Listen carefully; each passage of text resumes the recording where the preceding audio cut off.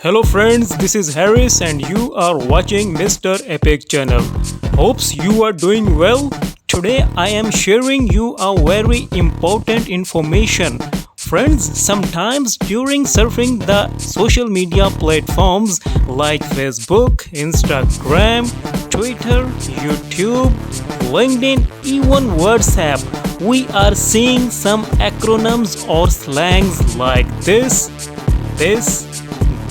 and this. Many people are confused how to pronounce them, even what does it means. And obviously, if they have no idea, then it is very difficult to understand what's other person saying. So today I am presenting you some most important and most commonly using acronyms and slangs and their complete meaning. And by using that information, I am sure that you also become prominent in your social circle. So let's move and see the most popular slangs of all the time.